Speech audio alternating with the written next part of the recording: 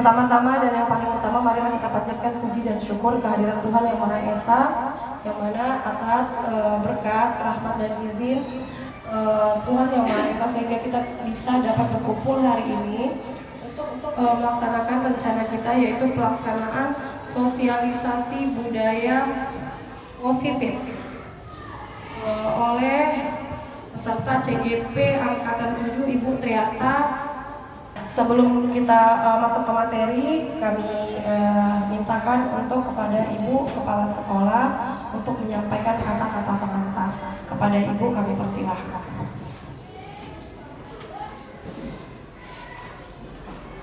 Selamat pagi dan salam sejahtera bagi kita semuanya. Pagi Bu.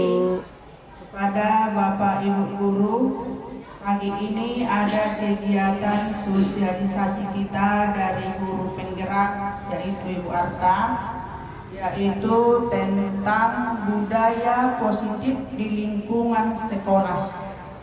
Mari kita ikuti dan kita dengarkan bersama Bapak Ibu, biar bisa kita terapkan di sekolah kita ini. Terima kasih. Selanjutnya kami kasih kepada Ibu Arta. Terima kasih. Kepada Ibu Arta kami langsung persilakan. Baiklah, selamat pagi Bapak dan Ibu semuanya. Puji dan syukur kita panjatkan kehadirat Tuhan atas segala berkatnya. Pada pagi hari ini kita bisa mengadakan sosialisasi aksi nyata daripada budaya positif yang akan kita terapkan di sekolah kita ini. Agar acara kita ini diberkahi oleh Tuhan Yang Maha Esa, kita berdoa dulu. Mari kita berdoa menurut agama dan kepercayaan kita masing-masing. Doa dimulai.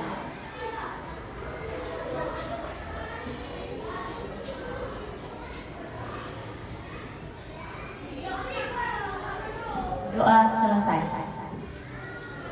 Baiklah Bapak dan Ibu, pada pagi hari ini saya sebagai salah satu guru penggerak di Kota Sibolga Angkatan 7, saya bernama Triarta dan saya tidak perlu memperkenalkan diri karena saya adalah bagian dari sekolah ini. Saya akan coba memaparkan bagaimana budaya positif yang akan kita terapkan di sekolah kita ini. Sebelumnya saya minta maaf dengan Bapak dan Ibu apabila nanti ada kata-kata saya yang kurang berkenan, kesalahan dan sebagainya. Saya minta maaf, dan saya juga di sini bukan untuk menggurui Bapak dan Ibu. Saya hanya sebagai perpanjangan tangan daripada program guru penggerak, yang mana guru penggerak menginginkan supaya setiap sekolah di Indonesia ini memiliki budaya positif dan berkarakter Pancasila. Baiklah Bapak dan Ibu, saya akan mulai. Menyebarkan yang pertama itu adalah bagaimana menyebarkan pemahaman dan penerapan pengalaman budaya positif.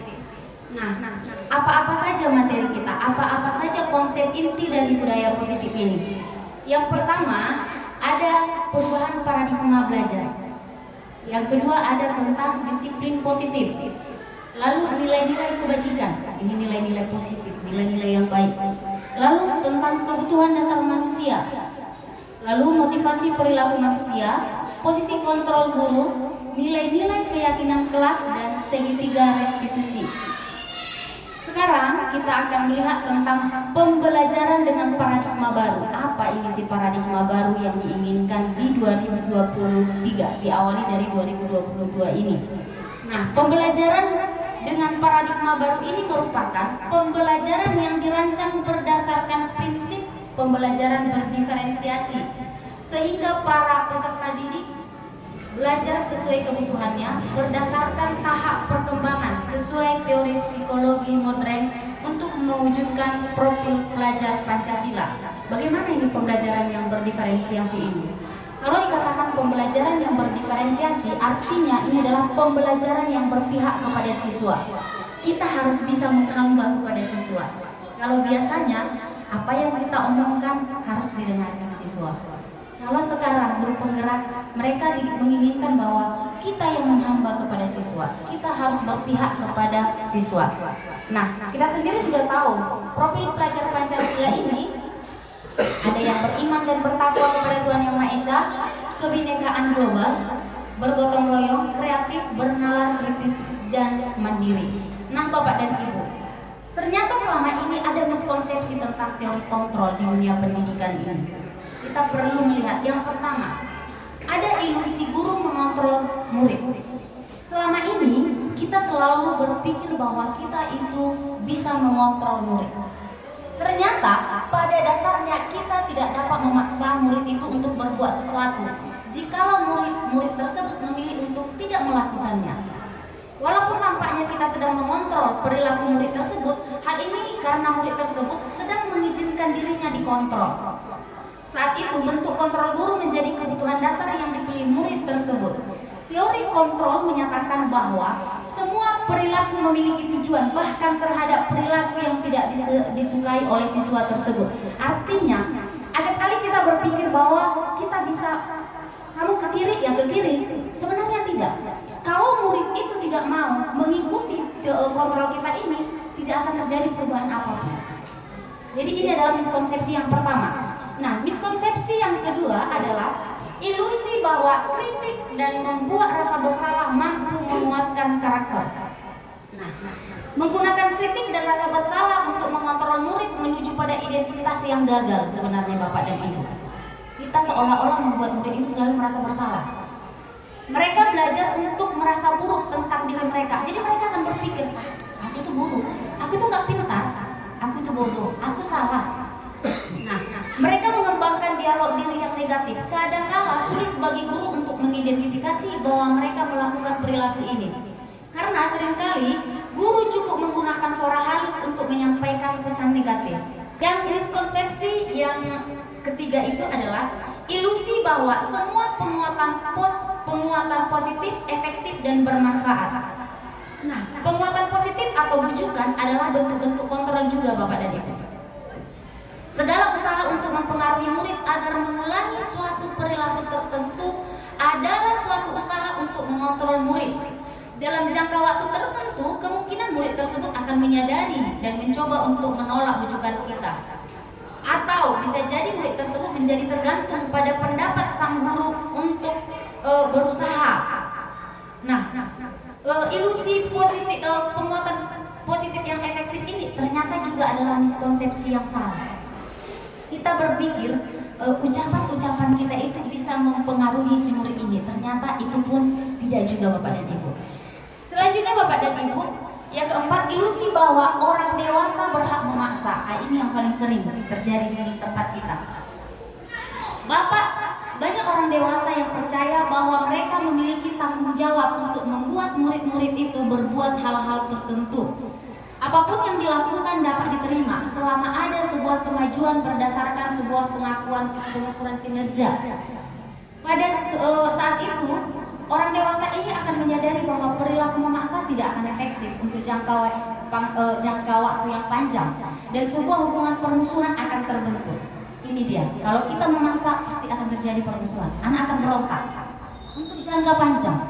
Di awal memang dia akan menuruti kemauan kita, tapi di akhirnya tidak. Kita mungkin akan melakukan penolakan, atau karena ada sesuatu makanya dia akan melakukannya. Oke, selanjutnya Bapak dan Ibu, mengubah paradigma stimulus respon ke pendekatan teori kontrol. Jadi seperti ini. Stimulus respon kita, realitas atau kebutuhan kita, kadang kita berpikir semua kebutuhan kita itu sama.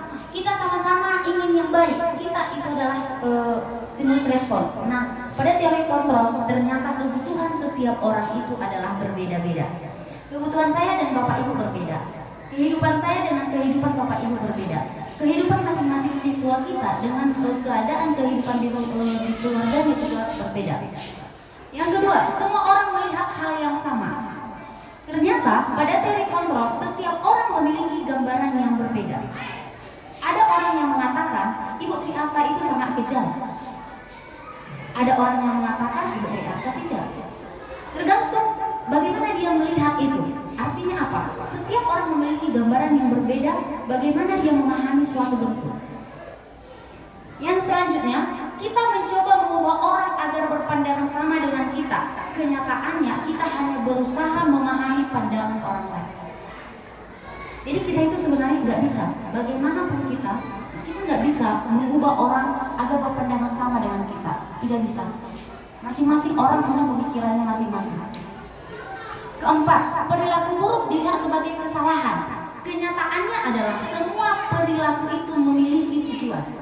Jadi walaupun seolah-olah kita lihat siswa kita ada yang berperilaku buruk, itu tidak semata-mata itu adalah sebuah kesalahan, tetapi dia memiliki tujuan. Apa tujuannya nanti akan kita lihat. Kenapa dia harus berbuat demikian? Nah, Bapak dan Ibu, ini juga ada lagi, orang lain bisa mengontrol saya. Ternyata enggak, hanya kita sendiri yang bisa mengontrol diri kita, bukan orang lain. Hanya kita. Kalau kita benci dengan orang atas segala ucapannya, maka kita merasa sedih. Kita yang membuat kita merasa sedih. Kalau kita katakan kita tidak sedih, kita tidak akan sedih. Kenapa? Kita yang mengontrol diri kita. Sama dengan siswa. Kalau dia tidak mau mendengarkan kita, kalau siswa itu memang benar-benar tidak merasa marah ketika kita hukum, dia yang menentukan itu. Kalau dia sangat benci ketika kita hukum, kita berikan punishment kepada siswa, dia yang menentukan itu. Kalau dia ingin berhasil, dia yang menentukan itu. Kita hanya sebagai penggerak, mendorong dia. Nah, selanjutnya saya bisa pemaksaan pada saat bujukan gagal. Jadi selama ini kita selalu melakukan pemaksaan itu ada pada saat bujukan. Sementara kolaborasi itu menciptakan pilihan-pilihan yang baru. Artinya apa? Kalau ternyata kita tidak bisa mengubah si anak ini dengan suatu perilaku, maka kita berkolaborasi dengan dia. Kita bekerja sama. Jadi apa yang harus kamu lakukan? Apa yang kita lakukan untuk melakukan suatu ini?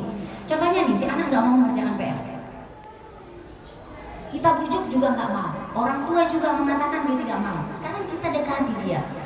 Ternyata kita harus bekerja sama dengan dia. Jadi apa kemauan dia? Bagaimana yang diinginkan dia? Itulah sebenarnya yang diinginkan. Lalu ada model berpikir menang kalah. Nah, kalau saya didengarkan berarti saya menang. Kalau saya tidak didengarkan saya kalah. Ternyata itu tidak. Pada teori kontrol, model berpikir itu harus menang-menang. Win-win solution. Jadi saya menang, kamu menang. Tidak ada yang kalah. Artinya apa? Semua punya hasil yang sama. Artinya tidak ada yang merasa dirugikan, tidak ada yang merasa disakiti. Nah, Bapak dan Ibu, sekarang bagaimana membentuk budaya positif ini, disiplin yang positif? Disiplin ini artinya adalah belajar. Kalau disiplin ini mengacu pada disiplin diri yang memiliki tanggung jawab terhadap apa yang dilakukan berdasarkan nilai-nilai yang diyakini. Disiplin positif ini merupakan satu cara penerapan disiplin bertujuan menumbuhkan kesadaran serta membudayakan peserta didik tanpa imbalan. Nah, kita harus membudayakan peserta didik tanpa harus memberikan imbalan atau reward, tanpa harus memberikan ancaman dan tanpa harus memberikan hukuman. Ini yang diinginkan pada disiplin positif. Sebagai pendidik, tujuan kita adalah menciptakan peserta didik yang memiliki disiplin sehingga mereka berperilaku pada nilai-nilai kebajikan universal dan memiliki motivasi intrinsik dalam perubahan perilaku ke arah yang lebih baik. Nah, kita dari tadi berbicara nilai-nilai positif, nilai-nilai kebajikan, apa-apa saja nilai kebajikan yang harus kita tanamkan. Ada beberapa institusi organisasi yang menerapkan nilai-nilai kebajikan. Saya memilih dari 3 institusi ini. Yang pertama adalah Profil Pelajar Pancasila yang digerakkan di negara kita sekarang, Indonesia, di kurikulum Merdeka ya, penerapan IKM. Profil Pelajar Pancasila. Apa nilai kebajikannya? Yang pertama, beriman dan bertakwa pada Tuhan Yang Maha Esa, berakhlak mulia, mandiri, bernalar kritis, berkebinekaan global, bergotong royong dan kreatif. Lalu ada dari IBO, Primary Years Program atau PYP, yakni sikap murid. Mereka mengatakan bahwa murid itu harus toleransi, harus memiliki rasa hormat, integritas, mandiri, menghargai, antusias, memiliki empati, keingintahuan, kreativitas, kerjasama, percaya diri, dan komitmen. Lalu oleh 9 pilar karakter Indonesia, Heritage Foundation atau IHF mengatakan nilai kebajikan yang pertama adalah cinta Tuhan dan segenap ciptaannya. Artinya apa? Mencintai Tuhan dan segenap ciptaannya. Kemandirian dan tanggung jawab, kejujuran atau amanah, diplomatis, hormat dan santun, dermawan, suka menolong dan gotong royong, percaya diri, kreatif dan pekerja keras, kepemimpinan dan keadilan, baik dan rendah hati, toleransi, kedamaian dan kesatuan. Kadang-kadang rendah hati ini yang sulit kita tanamkan. Kadang murid agak sedikit tahu sudah di awal-awal, tapi memang dari sekarang kita harus mulai menerapkan itu kepada mereka. Memang rendah hati, dan kita harus memulai dari kita juga, Bapak dan Ibu. Jadi di sini pada guru penggerak ini ditanamkan bahwa diawali dari kita Bapak dan Ibu guru sebagai tim. Jadi kita harus berkolaborasi supaya ini semuanya tercapai, dan khususnya kepada Bapak Ibu wali kelas. Bapak Ibu wali kelas juga harus lebih menekankan ini semuanya supaya budaya positif di sekolah kita ini lebih tercapai lagi. Nah, ada namanya lagi kebutuhan dasar manusia. Kebutuhan dasar manusia ini adalah segala sesuatu yang kita lakukan untuk mendapatkan apa yang kita inginkan. Nah, seluruh tindakan yang kita lakukan itu ternyata memiliki tujuan tertentu. Dan semua usaha terbaik yang kita lakukan adalah dalam rangka agar kebutuhan dasar kita itu terpenuhi dengan baik. Apa saja kebutuhan dasar kita ini, Bapak dan Ibu? Yang pertama boleh kita lihat. Ternyata kebutuhan dasar kita yang pertama adalah bertahan hidup atau survival. Contohnya makanan, pakaian, tempat tinggal. Jadi Bapak dan Ibu, seperti siswa kita, kenapa kadang-kadang siswa kita mencuri? Lalu kita menampar siswa kita ini tanpa mau tahu, menyalahkan siswa kita ini. Ternyata apa? Kita tidak sadari dia sebenarnya ini sedang ingin memenuhi kebutuhan dasarnya. Apa? Mungkin dia butuh makan, atau mungkin dia ada keperluan yang ingin dipenuhinya. Jadi apa? Seperti yang tadi, kesalahan siswa itu memiliki suatu tujuan. Ada alasan dia melakukan itu, Bapak dan Ibu. Jadi kita tidak boleh langsung menyalahkan. Di sini kita sebagai guru harus berusaha mendekatkan diri, berkolaborasi dengan siswa. Kita mulai bertanya. Lalu kita mencari kebutuhan dasar apa yang ternyata tidak terpenuhi sehingga dia melakukan pelanggaran-pelanggaran ini. Nah, selanjutnya ada dia cinta kasih sayang atau love and belonging ini. Nah, kerap kali kita lihat anak-anak ini Bapak dan Ibu seringkali capek, cari-cari perhatian di kelas lalu membuat keributan. Ternyata kita tidak menyadari dia sedang memenuhi kebutuhan dasarnya. Dia itu sedang ingin merasa disayangi, dia sedang ingin diperhatikan, Bapak dan Ibu. Disinilah peran kita. Jadi kita ketika ada murid kita mulai selalu ingin berpindah-pindah tempat duduk, mulai selalu ingin mengganggu, mungkin dia ada sesuatu yang kebutuhan dasar dia yang tidak terpenuhi, dan kita harus melihat itu tanpa harus pertama sekali langsung memberikan hukuman kepada si anak ini. Dia sedang memenuhi ini. Lalu selanjutnya freedom, kebebasan.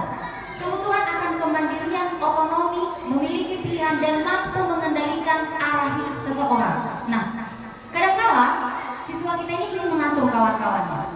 Kamu harus duduk di sana, aku yang punya power. Harus suaranya yang paling keras, harus dia yang diinginkan. Ternyata sebenarnya dia di sini ingin memenuhi kebutuhan ini, mampu mengendalikan arah hidup orang lain. Kalau dia mampu mengendalikan arah hidup orang lain ke arah positif, ini adalah contoh pemimpin-pemimpin yang luar biasa kelak, Bapak dan Ibu. Dia bisa memberikan pandangan-pandangan yang positif. Tapi kita harus memupuk itu. Ini adalah calon-calon pemimpin. Nah, selanjutnya ini adalah kebutuhan dasar kesenangan atau fun. Ini yang paling sering di sekolah kita. Jadi kalau kita tinggalkan siswa kita di kelas, sering sekali mereka hanya langsung tertawa-tertawa, bergerombolan. Dan kalau anak-anak itu semuanya diam sama aja. 2 menit, nggak usah sampai 2 menit, udah ketawa lagi, main-main lagi, melempar tawanya. Ternyata ini ada kebutuhan dasar yang belum terpenuhi, kesenangan. Dia ingin mendapatkan kesenangan atau fun. Mencari kebutuhan kesenangan, bermain, tertawa. Ini sebenarnya. Jadi dia punya tujuan, dia pengen tertawa. Lalu ada kekuatan atau power. Ini adalah mencapai sesuatu, menjadi kompetensi dan menjadi terampil, didengarkan dan memiliki rasa harga diri. Kalau kita pernah melihat ketika kita anak-anak berantem, lalu dia pegang kepala saya, ada harga diri di sana. Dia nggak mau harga dirinya dijatuhkan. Jadi kebutuhan itu yang mengakibatkan dia tiba-tiba mungkin mencekik kawannya. Kenapa? Ada kebutuhan dasar dia yang tidak terpenuhi. Ada harga diri di sana yang merasa dilecehkan. Ini yang harus kita mulai dekatkan. Jadi kita lihat apa-apa saja kebutuhan dasar anak kita ini yang tidak terpenuhi. Sama dengan kebutuhan dasar kita, Bapak dan Ibu. Kita juga seperti itu. Nah, selanjutnya di sini ada lagi berbicara tentang motivasi perilaku manusia. Nah, Bapak dan Ibu, motivasi ini ada dua. Motivasi ekstrinsik dan intrinsik. Kalau dikatakan ekstrinsik itu adalah motivasi yang berasal dari luar diri kita. Kenapa orang, contohnya, ketika Ibu Tri Arta, saya misalnya, ketika saya mengatakan dengan siswa kita, contohnya, Abil, jangan terlambat. Lalu saya ngomong dia, besok dia tidak terlambat memang, itu benar. Tetapi ternyata dia itu mungkin bisa saja kalau memang dia memiliki motivasi intrinsik, efeknya apa?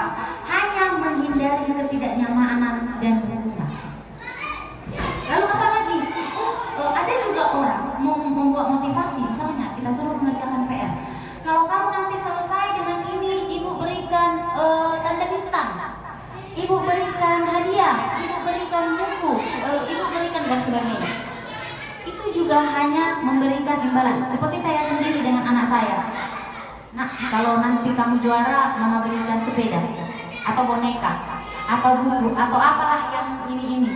Ternyata itu salah, Bapak Ibu. Itu hanya sebagai motivasi ekstrinsik. Kenapa? Dia melakukan itu karena ada sesuatu dari luar, bukan dari dirinya sendiri. Yang kita inginkan Bapak dan Ibu, si anak ini memiliki motivasi intrinsik. Nah, ini untuk menjadi orang yang mereka inginkan dan menghargai diri sendiri dengan nilai-nilai yang mereka percaya. Saya tidak terlambat karena saya memang tidak ingin ketinggalan pelajaran. Itu Bapak dan Ibu. Jadi untuk siswa itu yang ingin kita arahkan supaya dia memiliki motivasi intrinsik. Saya tidak ribut di kelas karena saya masih ingin melanjutkan pembelajaran saya. Ketika seperti itu tercapai Bapak dan Ibu motivasi intrinsik ini, maka percaya Bapak dan Ibu, kita tinggalkan anak di dalam ruangan tidak akan terjadi kegaduhan, tidak akan terjadi keributan. Karena apa? Motivasi itu berasal dari dirinya sendiri Bapak dan Ibu. Ini yang harus mulai kita terapkan kepada anak-anak. Mulai bertanggung jawab.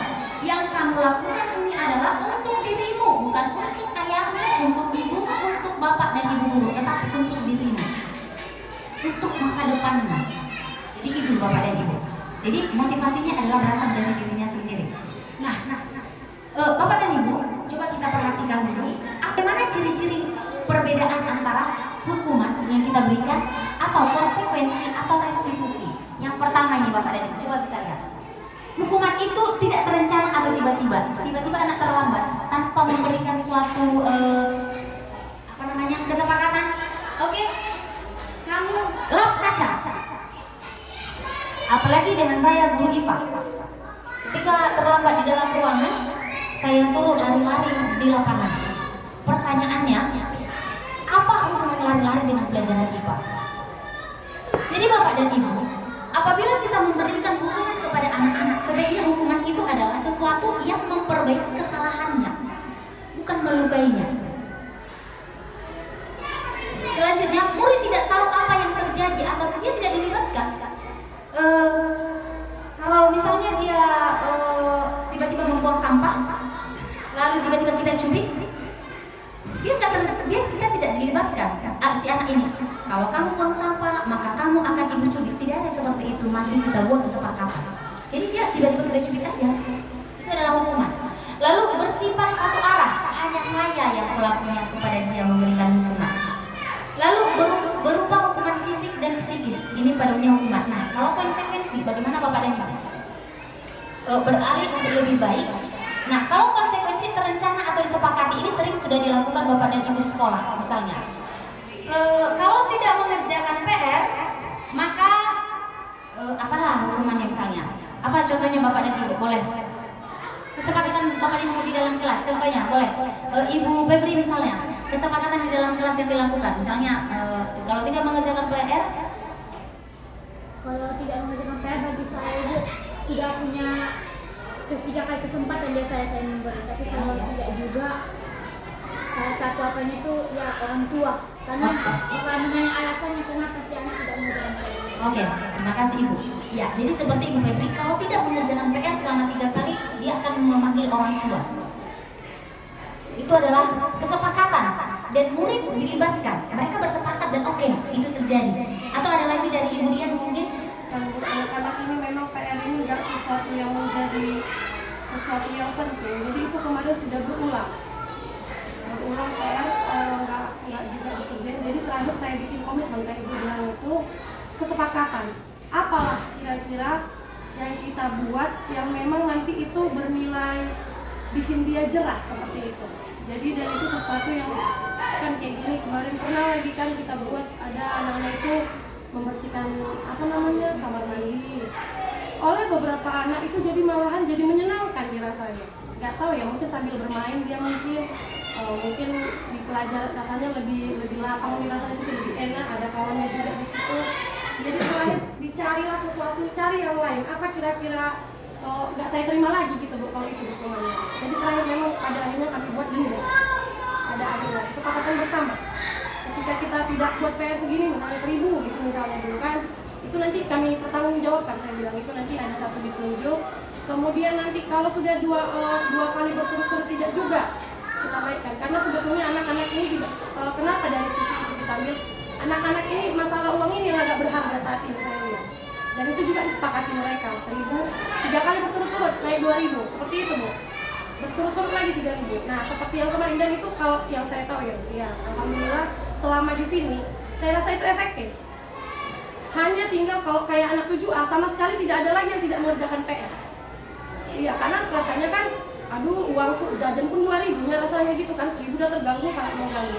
Dan di 7B paling tidak salah anak kita 7B ya udah luar biasa, paling tinggal 1-2 orang.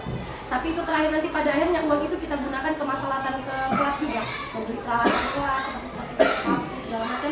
Jadi nggak bikin anak-anak yang mengerjakan PR sedikit banyak tersubsidi seperti itu, dan yang kalau yang nggak kerja PR jadi mikir-mikir dia, biar jangan jadi dia yang membayar itu ibaratnya. Oke, terima kasih Ibu Dian. Jadi mungkin Ibu Dian dari pelajaran matematika mungkin membuat kesepakatan. Ini kesepakatan yang dengan siswa, membuat denda. Oke, terima kasih Ibu Dian. Selanjutnya membuat kesepakatan ini. Jadi murid tetap dibuat tidak nyaman, walaupun didenda mungkin ada aja yang nggak nyaman.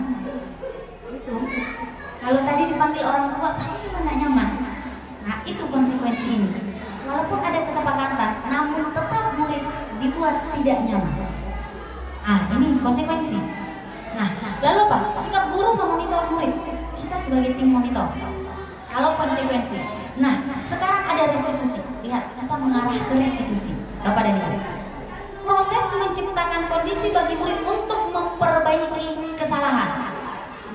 Lalu proses kolaboratif yang mengajarkan murid untuk mencari solusi sendiri. Nah ini dia Bapak dan Ibu.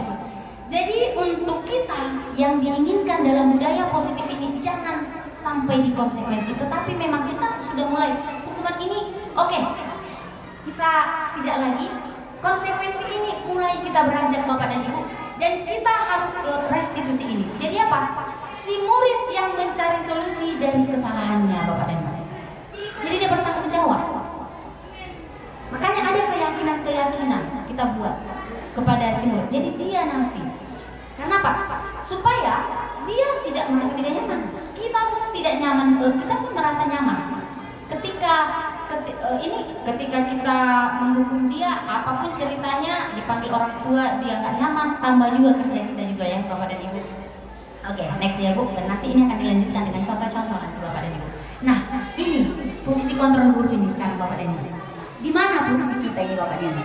Jadi posisi kontrol guru ini ada 5. Yang pertama penghukum. Ada pembuat rasa bersalah, pemantau. Guru ini ada sebagai teman dan manajer. Nah, Bapak dan Ibu, bagaimana dia? Kalau penghukum ini Bapak dan Ibu, maaf, biasanya nada suara itu tinggi, bahasa tubuhnya melotot dan jari-jari menunjuk menghardik. Ya ini biasanya. Kalau penghukum ini. Lalu bagaimana dengan pembuat rasa bersalah? Nada suaranya memelas. Lalu biasanya merapat pada siswa, alana, kawinilah. Nah ini nih kita. Lalu Bapak dan Ibu sebagai teman, Habila kau aja memang ini. Kita tertawa mungkin, kita berlaku bisa aja ya. Ini adalah posisi sebagai teman. Lalu pemantau Bapak dan Ibu. Biasanya untuk guru pemantau, nada suara kita itu datar, bahasa tubuh kita formal. Ini pemantau.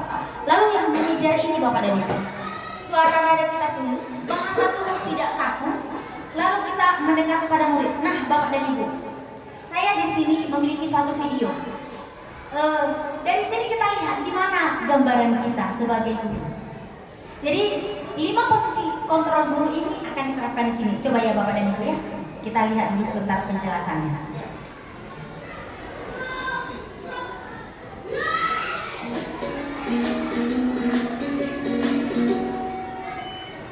Salam bahagia Ibu dan Bapak guru hebat.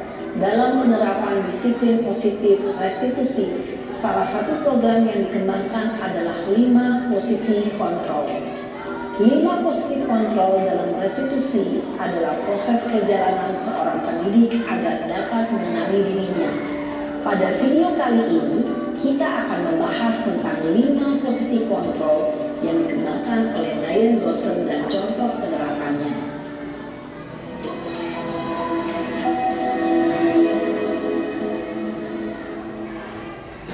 5 posisi kontrol itu adalah 1. Posisi penghukum, 2. Posisi pembuat merasa bersalah, 3. Posisi teman, 4. Posisi pemantau atau monitor, dan 5. Posisi manajer. Untuk lebih memahami kelima posisi tersebut, mari kita saksikan kasus Naren yang terlambat hadir 20 menit di sekolah dan melihat bagaimana kelima posisi kontrol dalam menghadapi masalah tersebut. Oke Bapak dan Ibu, kita perhatikan dulu. Ini dalam posisi penghukum kita sebagai guru.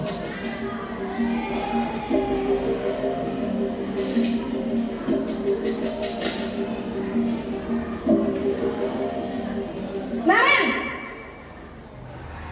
sini kamu. Selamat pagi Bu. Selalu terlambat. Kamu deh, pasti terlambat. Maaf Bu, saya Apa coba? Alasan kamu apa lagi? Kapan sih kamu tidak terlambat? Malas sekali ya kamu jadi anak. saya Dasar pemalas. Gak kapok-kapok sih kamu. Sudah berapa kali terlambat? Sana, kamu keliling lapangan basket 2 kali. kenapa saya harus keliling lapangan basket Bu? Kenapa? Kamu melawan ibu? Berani-beraninya jawab. Sudah terlambat, masih berani jawab pula. Sekarang, keliling lapangan basket 5 kali sekalian. Biar kapok.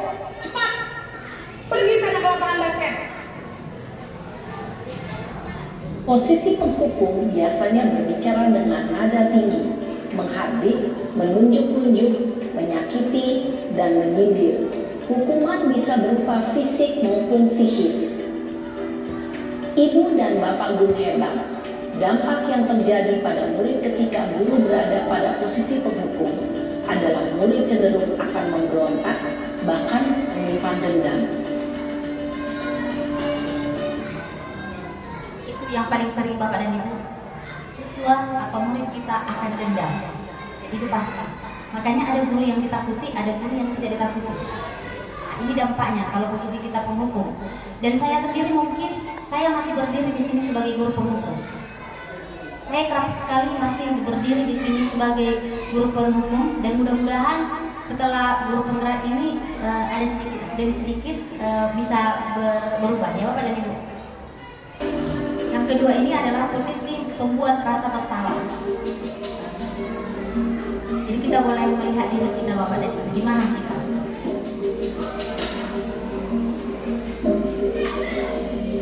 Naren!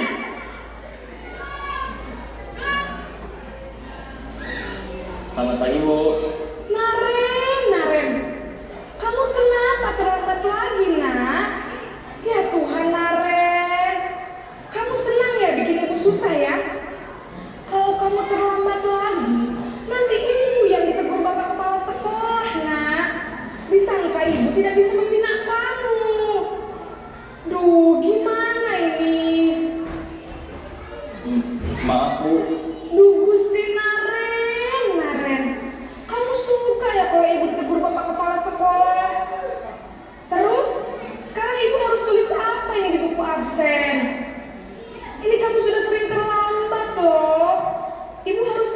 coba? Maaf Bu, maaf sekali. Ya sudah, lain kali jangan bikin ibu susah lagi ya nak ya. Ibu tidak akan kuat lagi kalau kamu begini terus. Bisa jantungan kalau ibu tegur bapak kepala sekolah. Karena cepat kelas. Maaf ya Bu, maaf sekali. Posisi membuat rasa bersalah berbicara dengan nada tenang, cenderung lembut. Namun kata-kata yang diutarakan membuat murid merasa menjadi orang yang gagal, memandang buruk dirinya sendiri, merasa tidak berharga, dan tidak sanggup membahagiakan orang lain. Ya, ini dia Bapak dan Ibu. Ketika guru mengambil posisi pembuat rasa bersalah, murid akan menganggap dirinya yang bersalah dan ia akan menyimpan emosi negatif tersebut di dalam dirinya. Ini bisa membuat anak-anak sampai bunuh diri Bapak dan Ibu. Merasa bersalah, gagal. Jadi ini adalah posisi guru menjadi teman. Apakah kita pernah berada dalam posisi ini? Naren!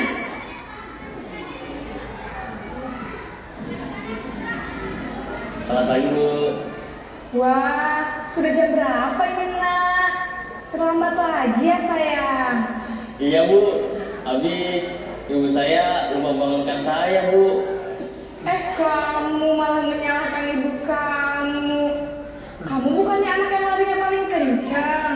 Kok terlambat sih? Iya Bu, saya memang terlambat bangun tadi. Jadi biarpun saya lari kencang, tetap gak kekejar Bu. Ya sudah sana, nanti lain kali larinya lebih kencang lagi ya. Biar gak terlambat lagi. Bikin senang ibu, demi ibu. Bisa kan? Kata-katanya demi ibu. Jadi Ya teman. sudah sana masuk kelas. Ibu beresin urusan absen kamu. Kamu ini ada-ada saja. Dalam posisi teman, guru berbicara dengan nada suara ramah, akrab, cenderung bersenda gurau untuk menjaga suasana tetap santai. Murid akan merasa senang, aman, dan akrab dengan guru. Identitas yang tercipta adalah identitas sukses atau berhasil. Namun, perlu diingat, karena ini masih dorongan eksternal, Masih maka motivasi ada faktor eksternal, ketergantungan dari murid kepada orang tertentu. Di sini, guru absennya, sehingga di lain waktu, murid bisa berperilaku baik, namun hanya kepada orang-orang tertentu saja. Yang keempat ada posisi pemantau atau monitor.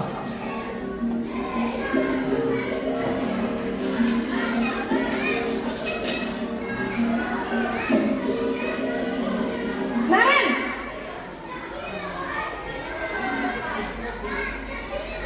Selamat pagi Bu. Naren, apa peraturan sekolah kita tentang jam berapa kita harus masuk sekolah, nak? Kita harus di sekolah jam 7 Bu.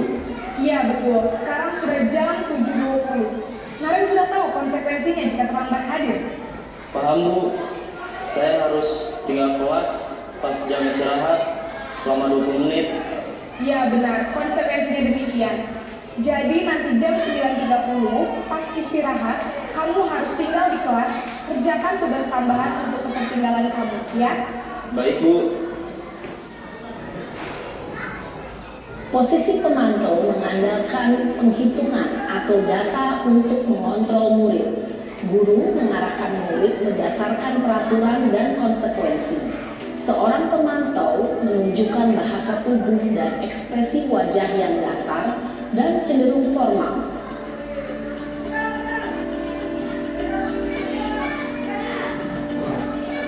Yang terakhir ini adalah posisi manajer.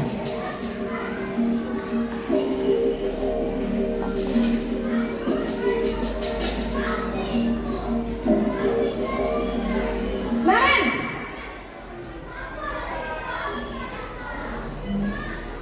Selamat pagi Bu. Selamat pagi Naren. Maaf Bu, saya terlambat. Iya, sekolah masuknya jam 7, sekarang sudah jam 7.20. Jadi sekarang bagaimana ini Naren? Maaf Bu, saya lupa alarm saya semalam.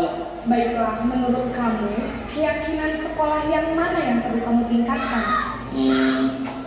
Menghargai diri sendiri dan orang lain mungkin ya Bu. Setuju.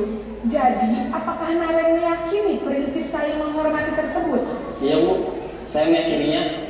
Apakah Naren bersedia memperbaiki masalah keterlambatan ini? Bersedia Bu. Bagaimana kamu akan perbaiki masalah keterlambatan ini? Saya akan coba untuk tidak lupa menyetel alarm saya Bu.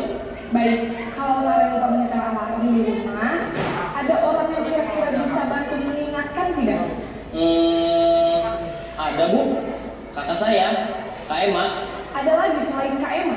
Selain Kak Emma, ada ibu saya. Baik, jadi yang mengingatkan Naren adalah Kak Emma dan ibu kamu ya? Kira-kira akan mulai setel alarm kapan nih Naren? Setelah pulang sekolah, akan segera saya lakukan. Baik, jadi Naren akan setel alarm untuk bangun besok pagi dan akan diingatkan oleh kakak dan ibunda Naren ya. Ada lagi yang mungkin perlu dilakukan Naren agar tidak terlambat bangun lagi? Tidak ada Bu. Baik Naren, terima kasih untuk kerjasama kamu. Sekarang kamu perlu kembali ke kelas untuk belajar. Baik Bu, terima kasih. Posisi manajer adalah posisi kontrol yang disarankan untuk membimbing murid memiliki sikap disiplin yang positif, yaitu murid yang mandiri, bertanggung jawab, dan dapat memecahkan masalah. Tujuan dari posisi ini adalah agar murid dapat berefleksi atas tindakannya. Guru akan dengan tulus memberikan pertanyaan-pertanyaan bermakna, sehingga membuat murid dapat belajar dari kesalahannya dan mencari sebuah solusi untuk menyelesaikannya. Ibu dan Bapak guru hebat, setelah mengamati adegan kelima posisi kontrol tadi, kira-kira posisi mana yang paling ideal? Posisi mana yang dapat menunjang motivasi intrinsik murid? Ya, tentu posisi manajer. Posisi ini memang posisi ideal yang ingin dituju setiap pendidik. Pada posisi inilah, guru dapat menerapkan disiplin positif dan berpihak pada murid, yang memerdekakan murid. Perjalanan seorang pendidik tentunya tidak mudah untuk sampai pada posisi seorang manajer. Namun, tujuan kita pasti, yaitu menciptakan murid-murid yang mandiri, merdeka, dan bertanggung jawab. Semoga penggambaran 5 posisi kontrol yang telah diperlihatkan ini dapat menjadi ajang refleksi bagi kita semua, agar dapat terus mengasah dan menerapkan disiplin positif yang memerdekakan murid. Mari terus berlatih dan bersemangat. Selamat menerapkan. Salam dan bahagia Ibu dan Bapak guru hebat. Baiklah, Bapak dan Ibu, kita sudah melihat 5 posisi kontrol. Dan kita semakin bisa merefleksikan diri di mana posisi kita selama ini, Bapak dan Ibu.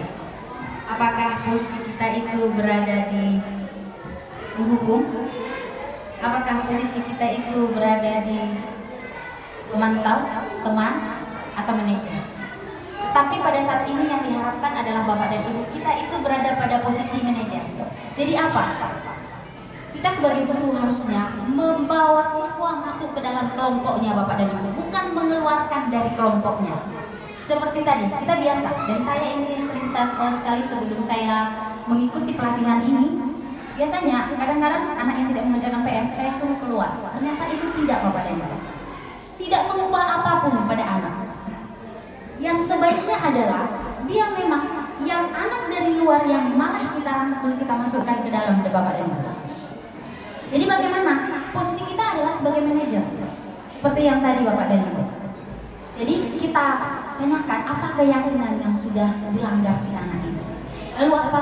Kita arahkan dia supaya dia sendiri yang mencari solusi. Nah, sebagai seorang posisi manajer Bapak dan Ibu, kita harus membantu siswa memperbaiki kesalahannya dengan kesalahannya itu Bapak dan Ibu. Contohnya, kalau kesalahannya adalah tidak mengerjakan PR, maka yang kita arahkan adalah menyelesaikan PR itu. Bukan malah menyuruh lari-lari di lapangan. Tidak ada hubungannya Bapak dan Ibu. Tidak ada hubungannya PR matematika dengan lari-lari itu Bapak dan Ibu. Tidak ada hubungannya PRSBK itu dengan mencuci kamar mandi Bapak dan Ibu. Jadi ketika dia tidak membawa alat, jadi bukan mengepel hukumannya Bapak dan Ibu, tetapi bagaimana si anak ini mencari solusi dari kesalahannya, dan lama kelamaan itu akan melekat pada dirinya. Jadi kita membuat anak semakin bertanggung jawab, mandiri. Jadi besok-besok dia tidak akan mengulangi itu, dan ini adalah motivasi intrinsik yang akan tercipta dari murid, bukan ekstrinsik seperti yang tadi. Bukan karena takut dihukum lah, cari aman lah, yaudahlah, ambillah, kerjakan, tidak seperti itu Bapak dan Ibu. Dan ketika kita sebagai posisi manajer Bapak dan Ibu, tidak ada penyesalan yang terjadi sama kita Bapak dan Ibu. Seperti tadi dia tidak meninggalkan kata-kata kasar untuk si siswa, jadi dia nggak menyesal. Padahal ternyata Bapak dan Ibu seringkali ternyata kita nggak tahu tadi pagi itu dia harus membantu mamanya membawa ke rumah sakit. Lalu sampai di sekolah kita marah-marahi dia. Memang terlambat aja. Rupanya dari pagi dia harus membantu mamanya dibawa ke rumah sakit. Ketika di belakang hari kita tahu dari Bapak Ibu guru yang lain atau dari orang tua yang bercerita, pasti ada rasa penyesalan di hati kita. Aduh, kok saya katakan lagi kita. Kok saya marah-marahi lah anak kita itu tadi. Nah, itu kalau kita sebagai penghukum. Tetapi kalau posisi kita sebagai manajer Bapak dan Ibu, itu tidak akan terjadi. Si anak tidak dendam, kita pun nyaman, tidak ada rasa penyesalan. Karena apa? Yang mencari solusi dari pelanggarannya itu Bapak dan Ibu adalah si anak itu sendiri. Lalu Bapak dan Ibu, coba kita perhatikan dulu gambar di depan saya Bapak dan Ibu. Kalau Bapak dan Ibu memperhatikan ini gambar apa ini Bapak dan Ibu? Ibu Sri mungkin ini gambar apa ya? Boleh diberikan pendapat?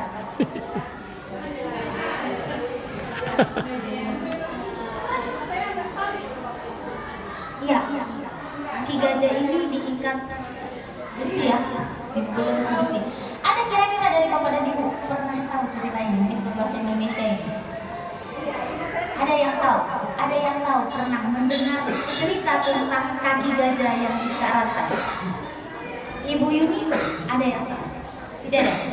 Jadi seperti ini Bapak dan Ibu. Kalau tidak ada, jadi dulu ini si gajah ini, ketika si gajah ini masih kecil, lalu si yang punya gajah ini termasuk gajah yang sangat liar, lasak, namanya yang kecil-kecil, manusia pun kecil-kecil lasak ya Bapak dan Ibu. Kemudian kakinya ini diikat rantai. Tujuannya apa Bapak dan Ibu? Supaya si gajah ini enggak lari ke sana, mengganggu di sana, menerobos ke sana. Lalu diikat rantai seperti itu Bapak dan Ibu. Kemudian awalnya si gajah ini lapar. Kemudian dia mulai ingin lari melepaskan ikatan rantai tadi. Tetapi apa? Setiap kali dia melepaskan ikatannya, dia kembali lagi pada tumpuan pengikatan itu. Tidak bisa juga bergerak. Padahal dia udah lapar, dia berusaha untuk makan. Lalu ketika mungkin ada yang mengganggu di situ, dia juga ingin bergerak, juga dia tidak bisa berbuat apa-apa. 1 hari, 2 hari, sampai sekian lama Bapak dan Ibu. Akhirnya apa? Si gajah ini sudah diam saja. Kemudian kalau dia lapar, dia hanya menunggu tuannya untuk mengasih makan. Datang tuannya mengasih makan, baru dia makan. Datang tuannya memandikan, baru dia mandi. Dan dia menjadi tenang. Setelah tuannya merasa si gajah ini sudah mulai tenang, kemudian ikatannya ini dilepas oleh tuannya, lalu diikat dengan tali jerami yang tipis. Tali jerami tahu Bapak dan Ibu? Hanya diikat di kaki gajah itu. Namun apa yang terjadi Bapak dan Ibu? Gajah tadi pun tidak juga berpindah dari tempat itu dan masih tetap hanya di sana. Kenapa Bapak dan Ibu? Iya, betul sekali Ibu dia. Gajah ini sudah terpatri, sudah ada dia diyakininya bahwa apa? Kaki saya ini ketika saya tarik, saya akan kembali. Jadi dia sudah selama ini berpikir bahwa kakinya itu tetap diikat rantai. Dan dia tidak bisa berbuat apa-apa. Saya lari pun saya tak akan bisa berbuat apa-apa. Terpatri, ada dia sudah terpatri di antara yang digajah tadi. Dan hanya tali jerami pun diikatkan, dia tidak lari dan hanya berputar seperti itu. Kita juga seperti itu Bapak dan Ibu. Dulu saya juga meyakini seperti ini Bapak dan Ibu. Ketika saya mungkin SD, SMP, benar, saya juga grogi. Mungkin Bapak dan Ibu malah udah guru pun masih bisa grogi berdiri di depan kalau sedang pengarahan sampai gemetaran. Tremor lagi Bapak dan Ibu, goyang-goyang ini pegang ini. Karena apa? Kita selama ini yakin saya nggak bisa di situ Bapak dan Ibu. Kita sudah yakin saya orang di sana itu jauh lebih pintar. Aduh, saya berbicara di depan pimpinan yang hebat itu. Aduh, gimana saya? Kita menanamkan itu di otak kita sama kayak gajah tadi. Dia sudah menanamkan di otaknya bahwa kakinya itu telah diikat oleh rantai. Sampai diganti pun ikatannya, dia tetap juga tidak lagi mengubah. Kenapa? Dia sudah tetap berpikir bahwa kakinya itu diikat rantai. Dan kalau saya nanti bergerak ke sana, kaki saya yang sakit. Karena apa? Saya tahu akan kembali lagi ke tiang rantai tadi. Jadi Bapak dan Ibu, seperti ini. Keyakinan itu yang membuat saya ini percaya dulu kalau saya nggak bisa berbicara di depan. Kalau sekarang sedikit demi sedikit saya sudah agak mulai bicara di depan Bapak dan Ibu. Nah, kadang-kadang Bapak dan Ibu, kita ini bisa melihat. Jadi saya berharap sekarang kita mencoba introspeksi diri, merefleksikan diri. Kita lihat di kaki kita Bapak dan Ibu. Kita lihat rantai apa sekarang yang sedang membelenggu di kaki kita ini. Apakah rantai pendidikan yang sehingga yakin tidak mampu meraih apapun, tidak mau berobat dari dunia yang yang konvensional, yang mengajar begitu-begitu saja ke dunia yang IT yang diinginkan anak-anak kita sekarang? Apakah kita hanya diam bahwa mouse ini bisa menyetrum kita Bapak dan Ibu? Atau rantai kekayaan Bapak dan Ibu sehingga kita yakin kita itu nggak bisa berbagi? Karena apa? Kalau saya berbagi saya menjadi miskin. Ataukah bahkan rantai kondisi tubuh sehingga merasa nggak bisa berbuat lebih banyak? Aduh, kayak ibu hamil Bapak dan Ibu susah bergerak.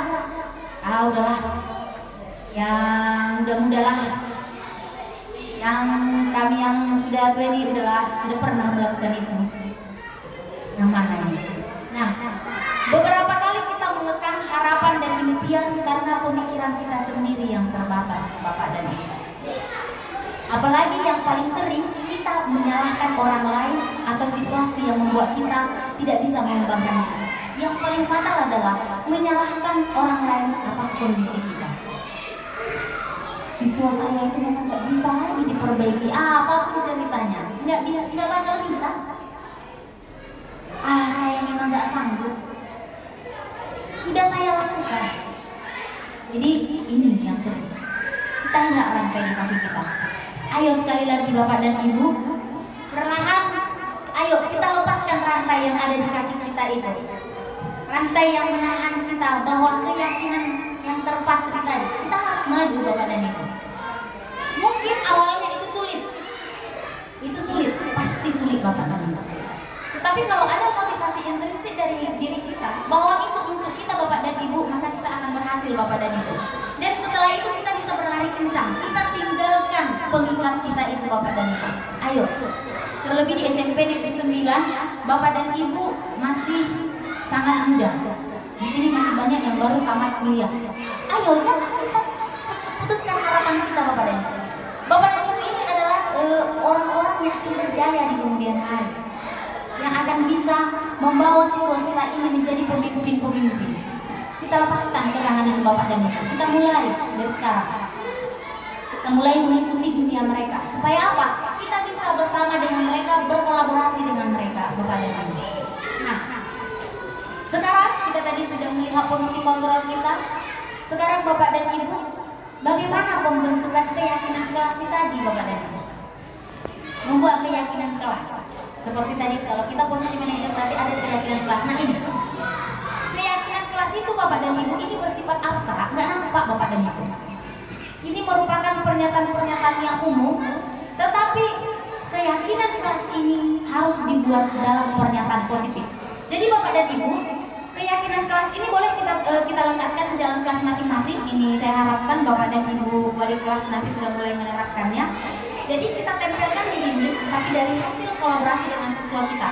Dan bunyinya adalah yang selalu pernyataan positif. Contohnya, dilarang terlambat. Tidak ada kata-kata dilarang Bapak dan Ibu. Tidak boleh terlambat, jangan. Datang lebih cepat. Saya Bapak dan Ibu. Tidak boleh ribut di kelas. Tidak ada Bapak dan Ibu. Kata-kata itu. Kira-kira untuk kata-kata tidak boleh ribut di kelas, apa kira-kira yang harus kita ganti Bapak dan Ibu? Benar, boleh Bapak dan Ibu. Menjaga perasaan orang lain, menjaga ketertiban, menghargai teman. Oke, jadi kita buat poin-poin daripada keyakinan kelas ini kita sesuaikan dengan kondisi kelas kita. Karena di kelas 7B dengan di 7A mungkin sudah ada perbedaan apa-apa yang mereka butuhkan. Lalu semua warga kelas itu harus kita libatkan, bukan hanya guru. Semuanya, bukan hanya petugas kelas. Dan ini harus menjadi keyakinan mereka. Mereka harus yakin kalau terlambat itu mengganggu orang lain. Datang lebih cepat. Jadi keyakinan mereka adalah lebih cepat datang itu lebih baik. Karena apa? Banyak hal yang akan mereka lakukan. Tidak boleh membuang sampah. Kira-kira apa keyakinan kelas yang kita ungkapkan untuk tidak boleh membuang sampah Bapak dan Ibu? Untuk masalah kebersihan. Hah? Ya, jagalah kebersihan, mencintai kebersihan. Itu keyakinan. Kebersihan pangkal kesehatan. Itu keyakinan kelas. Jadi kalau anak-anak kita bersih, maka daerah kita bersih, badan anak-anak bersih, maka dia akan sehat. Jadi keyakinan-keyakinan yang akan dibuat Bapak dan Ibu selalu merupakan pernyataan-pernyataan yang positif. Tidak ada kata-kata tidak dilarang. Jadi semuanya adalah pernyataan-pernyataan positif Bapak dan Ibu ya. Oke, untuk ini bentuk-bentuk keyakinan kelas yang akan kita terapkan kepada anak-anak kita. Nah, ini ada berbicara tentang segitiga restitusi. Ini adalah cara kita untuk menyelesaikan tadi permasalahan siswa itu dengan cara segitiga restitusi. Proses menciptakan kondisi bagi murid untuk memperbaiki kesalahannya. Jadi tidak lagi sebagai penghukum yang hanya satu arah Bapak dan Ibu. Seperti yang saya lakukan, langsung mencubit, langsung menghukum, tidak. Nah, yang pertama, apa saja bagian daripada segitiga restitusi ini? Yang pertama adalah menstabilkan identitas. Coba kita perhatikan Bapak dan Ibu. Berdasarkan prinsip membuat kesalahan adalah bagian dari proses pembelajaran. Jadi ternyata Bapak dan Ibu, kesalahan ini adalah proses dari sebuah pembelajaran. Luar biasa memang, salah pun ternyata adalah bagian dari belajar. Nah, apa-apa kata-kata yang bisa kita katakan untuk menstabilkan identitas? Contohnya nih, ketika kita mulai menstabilkan identitas kepada anak, kita mulai ingin membantu anak menyelesaikan masalah. Berbuat salah itu tidak apa-apa. Ketika kita katakan berbuat salah itu tidak apa-apa kepada anak, dia mulai merasa nyaman dengan kita. Dia tidak merasa terzolimi, dia tidak merasa disalahkan. Berbuat salah itu nggak apa-apa. Lalu kita lanjutkan Bapak dan Ibu. Atau ada lagi pemilihan kata-kata yang lain. Tidak ada manusia yang sempurna, anakku. Ibu juga pernah melakukan kesalahan seperti itu. Ibu juga pernah. Waktu ibu SMP juga seperti itu. Ibu juga di rumah seperti itu. Lalu apa? Tenanglah, kita pasti bisa menyelesaikan masalah ini. Nah, kita masuk ke dalamnya, kita pasti bisa. Lalu ketika anak-anak kadang-kadang mulai menyalahkan, dia nyabu. Apa? Bapak dan Ibu, Ibu nggak tertarik mencari siapa yang salah di antara kalian, siapa yang benar. Tapi ayo kita carilah dulu solusinya dari permasalahan itu. Abaikan dulu anakku, nggak tertarik Ibu. Nah, lalu apa lagi? Kamu berhak merasa begitu. Kata-kata apa lagi untuk menstabilkan ini? Apakah kamu sedang menjadi teman yang baik buat dirimu sendiri? Nah, kita tanyakan sih. Ini untuk contoh-contoh kalimat-kalimat menstabilkan identitas supaya anak merasa nyaman ketika kita mulai dekat dengan dia. Selanjutnya Bapak dan Ibu, pada segitiga restitusi yang kedua adalah validitas tindakan yang salah. Ini berdasarkan prinsipnya setiap perilaku berupaya memenuhi suatu kebutuhan tertentu. Ada kebutuhan yang harus dipenuhi. Jadi setelah kita tadi identifikasi identifikasi kesalahan, nah sekarang validitasnya apa bahasa kita? Aduh, padahal kamu bisa melakukan yang lebih buruk lagi. Nah, padahal ini dia mungkin Bapak dan Ibu sudah ditopar si Adil lah, si Diego. Nih, lalu kita dekatkan. Setelah itu bahasa kita apa? Mau nggak dia itu? Padahal kamu tuh bisa melakukan lebih buruk dari sini. Untunglah nggak kau piting dia sampai setengah jam. Kalau nggak pingsan dia. Lalu berpikir, oh iya. Itu validitas tindakan yang salah. Sebenarnya dia salah, tetapi kita tidak memojokkan dia. Lalu apa lagi? Kamu pasti punya alasan mengapa melakukan itu. Ada alasan. Kenapa harus kau curi tadi uang ibu? Ada alasannya. Kenapa kamu harus terlambat? Pasti ada alasannya. Lalu apa lagi? Kamu patut bangga pada dirimu sendiri karena kamu telah melindungi sesuatu yang penting buat kamu. Mungkin ada makanannya yang diambil orang lalu dia bertahan dan akhirnya topar-toparan. Tapi kita katakan, kamu patut bangga pada dirimu karena kamu telah melindungi sesuatu yang penting buat kamu. Dan nanti percaya Bapak dan Ibu, dia ini adalah menjadi orang-orang pelindung bagi dia, bagi keluarganya, bagi orang-orangnya. Ini. Lalu selanjutnya, kamu boleh mempertahankan sikap itu, tapi kamu harus menambahkan sikap yang baru. Ini Bapak dan Ibu. Disinilah kita akan menemukan solusi itu. Kita tambahkan sikap yang baru. Jangan hanya kamu topar, ayo. Sebenarnya minta maaf lah. Jadi sikap yang lain yang kita tambahkan. Oke Bapak dan Ibu, yang ketiga menanyakan keyakinan. Nah, kita tadi sudah memiliki keyakinan di kelas yang sudah kita sepakati.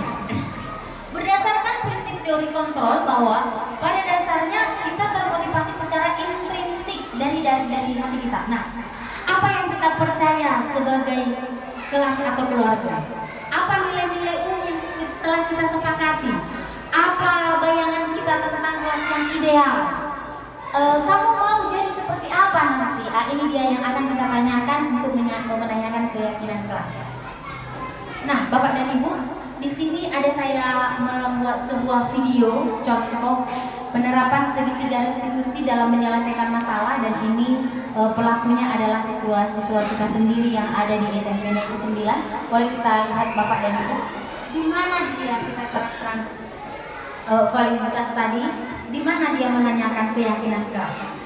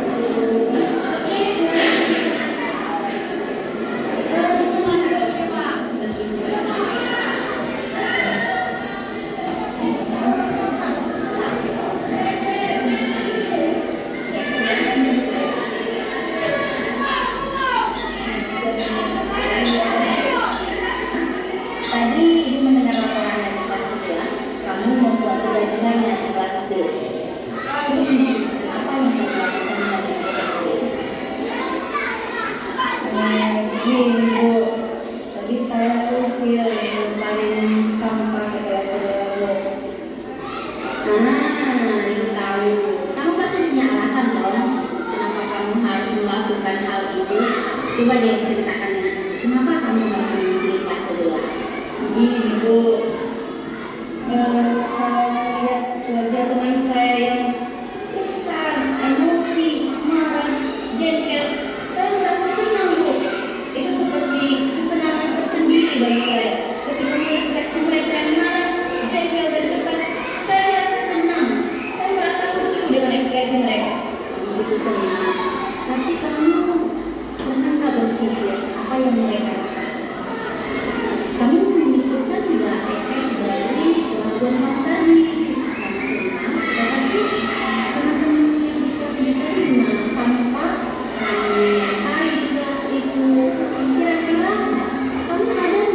yang menunjukkan apa yang sudah kamu langgar.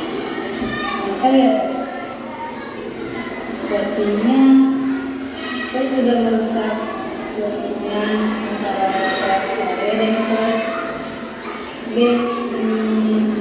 Saya juga telah mengetahui kebersihan lingkungan kelas B dengan mengobrol kelas mereka melakukan dengan salah. Dan saya juga tidak menghargai perasaan teman saya yang telah saya wakili. Itu senang, artinya kamu paham keyakinan apa yang telah kamu belajar. Kamu sadar akan kesalahan yang kamu lakukan. Kamu menyadari pelanggaran itu. Karena banyak orang yang berbuat salah tapi tidak menyadari apa yang dia berbuat. Setiap orang itu tapi dia tahu berbuat kesalahan. Dia ingin senang mencoba. Tapi sekarang sudah menyadari kesalahan kamu. Kenapa kamu memperbaiki kesalahan tadi? Memang bagus. Saya merasa bersalah dengan melihat teman-teman saya seperti itu dengan kelas saya. Saya mau bangga dengan kamu. Oke, sekarangnya apa yang ingin kamu lakukan untuk memperbaiki pelanggaran kita? Jadi kita sebagai guru memimpin siswa untuk mencari solusi sendiri. Dan kalau saya pikirkan, saya ingin membantu menyelesaikan kelas mereka dengan jangka waktu selama 3 hari. Nah, itu senang dengar itu. Kira-kira kapan kamu akan mulai melakukannya? Kapan kamu mulai akan melakukan? Lalu untuk membersihkan kelas B, kira-kira kapan juga kamu akan melakukannya? Jadi Bapak dan Ibu, apabila siswa membuat sebuah solusi, kita tanya kapan mulai itu dilakukan. Dan itu akan kita tagih supaya tidak seperti berlanjut seperti itu aja.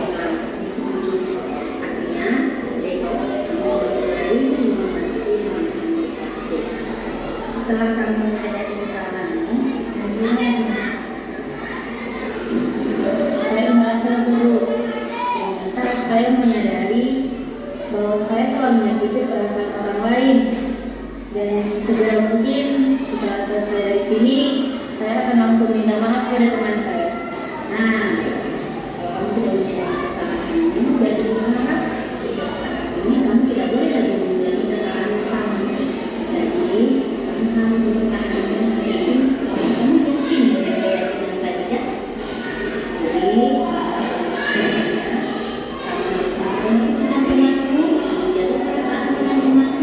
tidak membuat pembicaraan antara kelas dan selalu menjaga kebersihan kelas.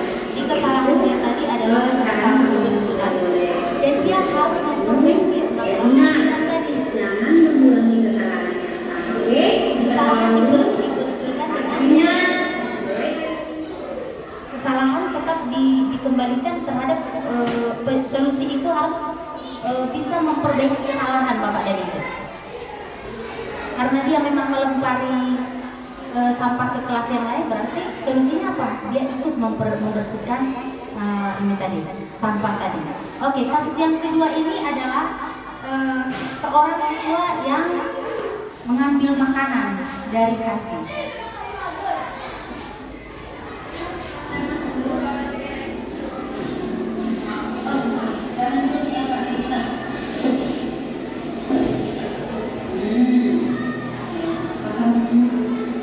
Tadi ibu dapat laporan dari kantin karena kamu ketahuan mengambil makanan dari kantin yang tidak membayar.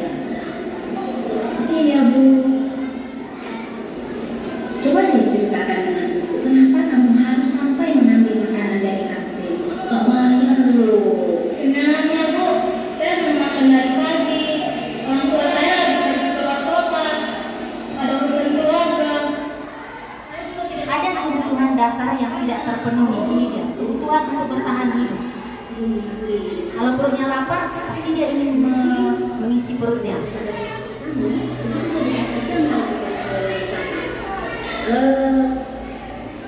Untung ya kan melakukan hal yang lebih kapal lagi. Wah, masih bisa begini, dorong lagi. Ini memang Ibu Tanti tadi sudah marah juga sih, kamu tahu itu? Iya Bu, saya tahu, tapi saya lagi lapar Bu. Ibu sangat paham keadaan kami sekarang. Namanya lapar ya, kita harus mempertahankan hidup ya. Ya, apalagi dalam pelajaran IPA juga seperti itu. Makhluk hidup harus makan, jangan takut. Oke deh. Tapi Rizka, kira-kira kamu sadar tidak keyakinan apa yang sudah kamu langgar? Coba deh kamu sebutkan. Saya tahu Bu, saya mengambil makanan orang lain yang bukan milik saya. Saya juga merusak kepercayaan orang lain dengan tindakan yang saya lakukan. Saya juga tidak menghormati orang lain dan diri saya sendiri. Ibu senang kamu menyadari pelanggaran yang kamu telah lakukan.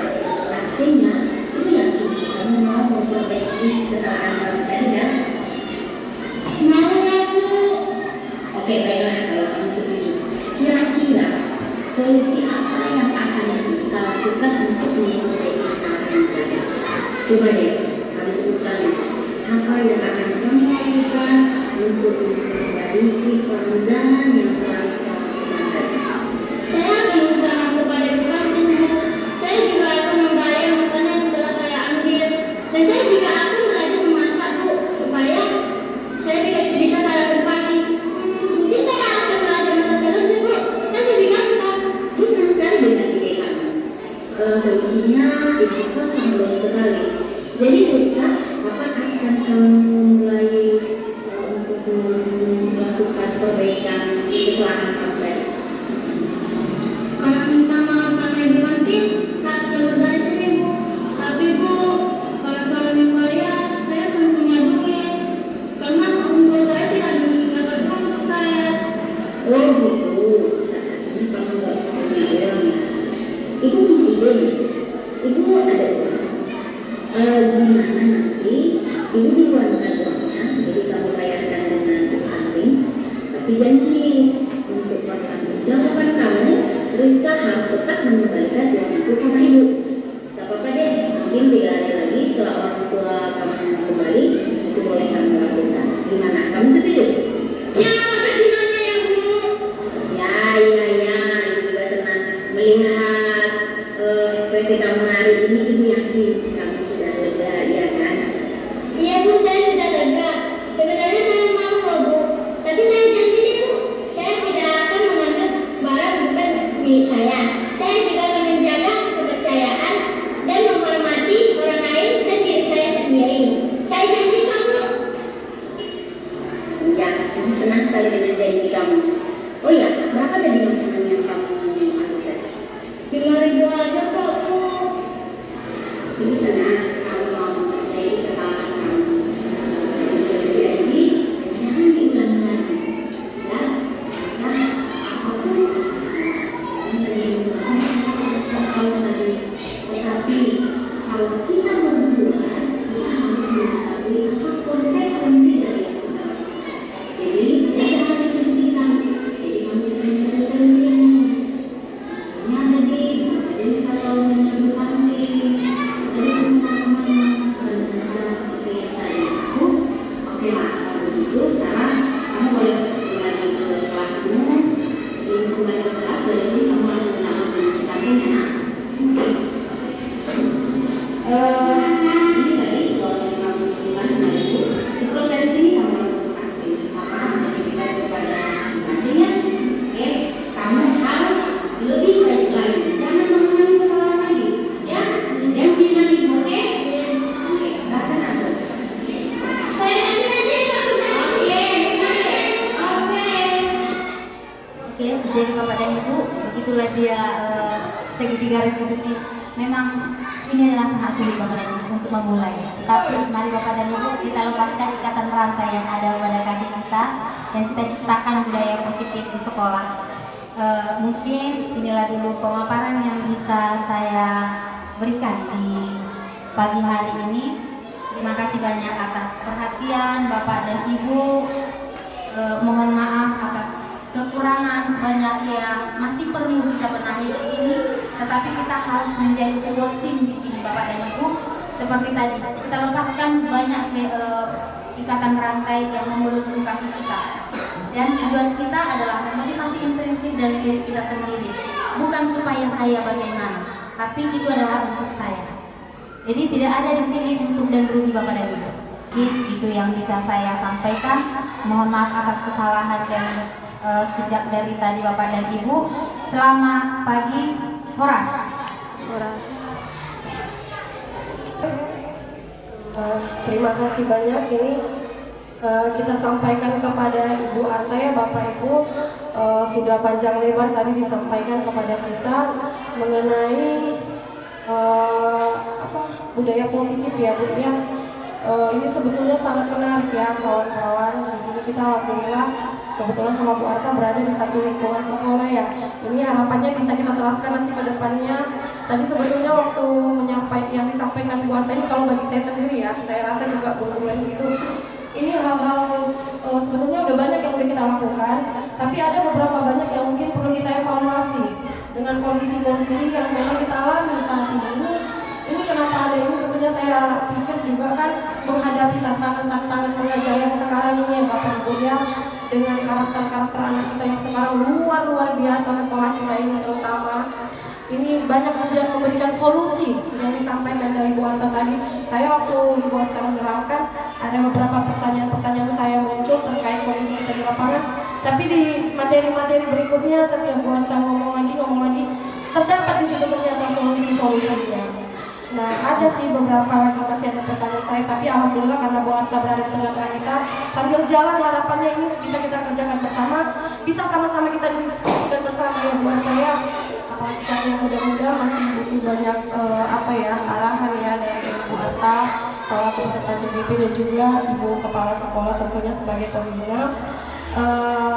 Semoga ini besar harapan kita, ini masih banyak lagi Bu Arta ya, materi-materi yang lain nanti mungkin disampaikan.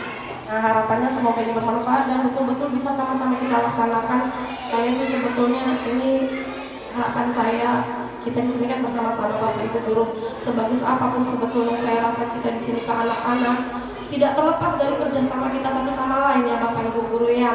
Kita kan bersama-sama. Jadi mungkin ada banyak hal-hal yang juga perlu kita pikirkan, nggak tentang anak-anak ini aja. Kalau kita sesama guru pun nggak kondusif, saya rasa itu juga bullshit juga kita laksanakan. Boro-boro ngasih contoh, ngasih teori-teori ini kita terapkan ke anak-anak, kita sama kita aja nanti udah belum beres. Seperti itu ya.